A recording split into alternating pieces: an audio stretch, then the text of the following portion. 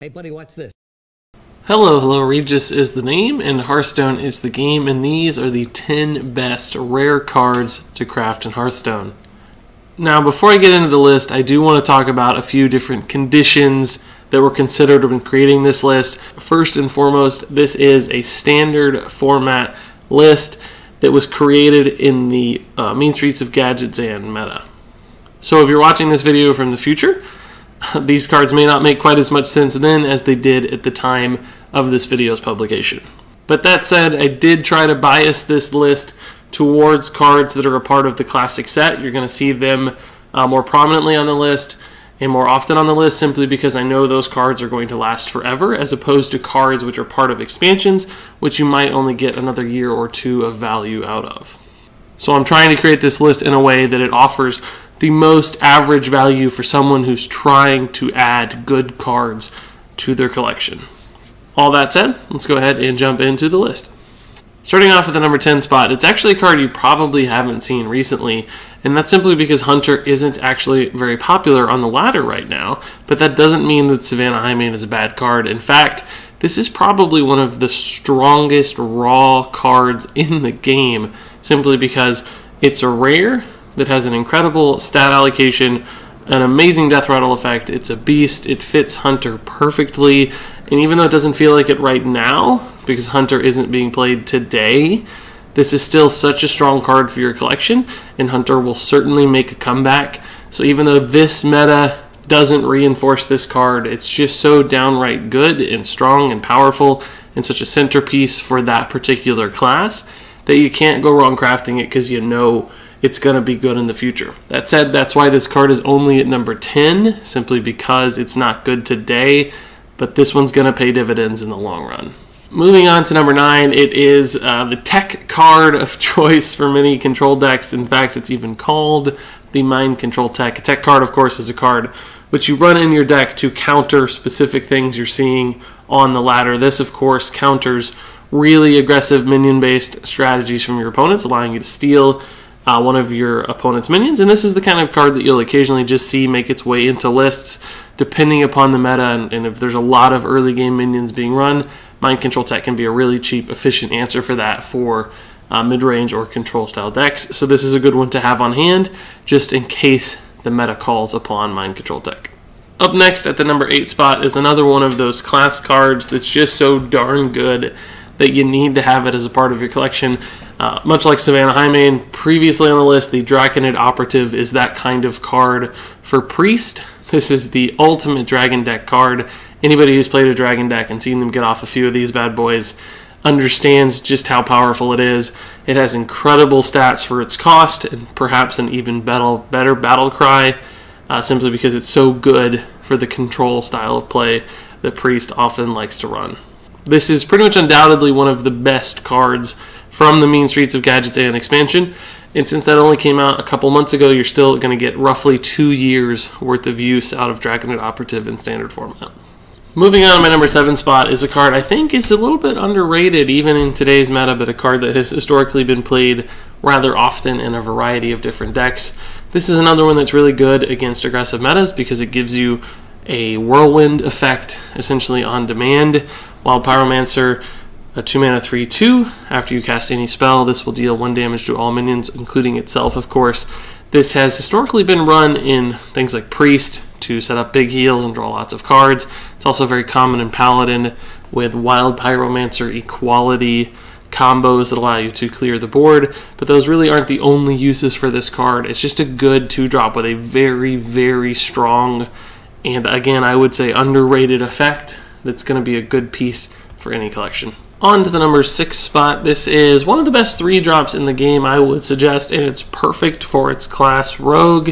This is the 3-mana SI7 Agent, 3/3 body, which of course is just fine for 3 mana, but it's really that combo effect that makes this card so good.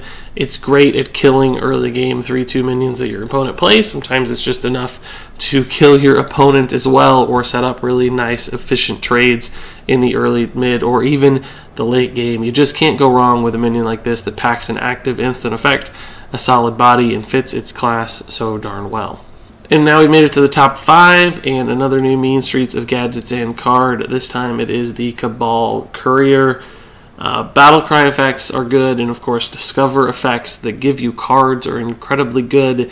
And it looks like Cabal Courier is going to be a staple in all of its tri-class cards that happen to run a Reno-style, Kazakus-style deck. Perhaps even outside of that, just because this is such a good value generator card. The 2/2 body for 3 mana. Doesn't do a lot, but it's not terrible just to give you something on the board in the early game. But it's that battle cry that gives you so much control over the kind of card you draw and the surprise that it offers your opponent. For instance, I have died to a Sacrificial Pact as Jiraxis that my opponent got off of Cabal Courier, but sometimes it just gives you that random mind control that steals your opponent's Ragnaros. Sometimes it gives you Fireball for lethal. This card can do so much and create so much value that I think it's going to be a staple, much like it is today, but for a very, very long time, as long as it's a part of standard format. Cabal Courier feels like a very important and powerful card in any control style deck that it fits into as a part of its tri-class affiliation with the Cabal. Moving on to the number 4 spot, it's actually a 4-mana card, the Defender of Argus. This card is so interesting because it's been historically run in both aggressive style decks like Zoo, where it's just a really strong 4-drops that capitalizes on your board, providing some instant stats and taunt effects that can be very frustrating for opponents to deal with. But it's also been utilized in control style decks like Handlock or Reno Lock in order to provide big, scary taunt minions that your opponent simply can't get through hunkering down in the ultimate defensive position. So since it can be a kind of jack of all trades card as far as the decks it's run inside, it's got a nice instant battle cry. It's a high value minion. It fits into so much stuff. Defender of Argus is really a pretty vital rare card to have in your collection. Now let's move into the top 3, and this one probably won't be a surprise if you've been playing Hearthstone over the last 2 months. This is the Smalltime Buccaneer. He may look like a meager 1-mana 1/2, but with that effect that gives him 3 total attack anytime you have a weapon, Smalltime Buccaneer is offensively good and is synonymous with the ranked ladder today. Something like 50% of all decks right now are running Smalltime Buccaneer, meaning if you want to run a weapon class or play a weapon class at all, this card pretty much has to be a part of your collection. If you can afford Patches the Pirate, you can't go wrong there either. They are the ultimate duo that Mean Streets of Gadget Zan launched into the meta. But this card would be even higher on this list if I thought it wasn't going to be nerfed in the very, very near future. And if it was a part of the classic set, this would be the number 1 choice. But since this card is Mean Streets of Gadget Zan, it will eventually go away, so I couldn't quite give it the number 1 spot just on that restriction alone. But ultimately, this is maybe one of the best cards in Hearthstone today. And if you're looking to build a really, really good deck, there's a good chance Smalltime Buccaneer is going to be a part of that deck. But that said, there were 2 rare cards I felt like were more important to have and are better to craft for the long term on average. The first of which is my number 2 card, the Gadget Zan Auctioneer.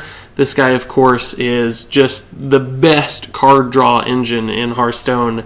Theoretically, infinite amount of cards can be drawn off of this guy. Even at 6 mana, he used to be 5 mana, which is insane to think about today. Even at 6 mana, though, he's still incredibly good. Run most prominently, of course, in Miracle Rogue, which has been a deck that's been around for a long time. And even if that was the only deck that Gadget Zan Auctioneer could be run in, he'd still make this list. But there's also been other uses for this card, most commonly in Druid, particularly Jade Druid decks today, where you can just use Jade Idols to create, like I said, infinite cards. So this guy, since he does have such an unbelievably big, powerful effect, and he's played in a variety of decks, as long as he's not nerfed, which I actually do think is possible, this card will be a fundamental piece for any collection in that rare card slot. And yet somehow it's not the number 1 rare card to craft. That honor belongs to the Azure Drake, and it probably will belong to the Azure Drake as long as this card exists. This is probably the first card anyone should ever craft in Hearthstone, simply because there's really never been a deck that you couldn't fit Azure Drake into, except maybe the most aggressive of face decks, and even then it probably wouldn't be that bad. as the top end of your curve card. It just does so much, right? For 5 mana, you get a pretty reasonable 4/4 body. It's a little understated, but enough to contribute to the game and make a presence on the board. You get spell damage, which some decks really enjoy. You draw a card off of the battle cry, which is incredible. And it has some dragon synergies as well, so it fits into dragon decks perfectly. But there's just so much about it that any deck can see some sort of value in this card, whether it's the card draw, which is the most common advantage that people care about. Sometimes, though, the spell damage is really important for things like Druid, empowering those swipes to be even better. Sometimes it's just the fact that it's a dragon and fits into dragon decks so well. Ultimately, it's the best card in the game to craft because it is a jack of all decks. It fits into everything always. It's just one of the most iconic, played, and recognizable Hearthstone cards. Go out there, craft yourself an Azure Drake. You certainly won't regret it. And there you have it. That's my top 10 rare cards to craft. Really, at the end of the day, rare cards are going to be the cards that give you the most bang for your buck, I think, as far as Arcane Dust is concerned. There are some really powerful cards on this list that are centerpieces for decks, that are really important pieces for some of the best decks in the game, and they only cost 100 Arcane Dust to craft. So if you're missing some of these cards, just crafting a few select ones here or there specifically for the class you're playing, or a few of these all-purpose cards like the Azure Drake, can go an incredibly long way towards making your decks better and giving you a collection that can do so many different things. So get out there and start crafting these cards. If you have any thoughts, comments, questions about this list, as I'm sure you do, because I know I missed some good cards and I know I probably got the order wrong in some people's opinions, please share those thoughts and opinions in the comments below. I'd love to hear your take on the 10 best rare cards to craft. All that said, thanks so much for watching, and until next time, game on.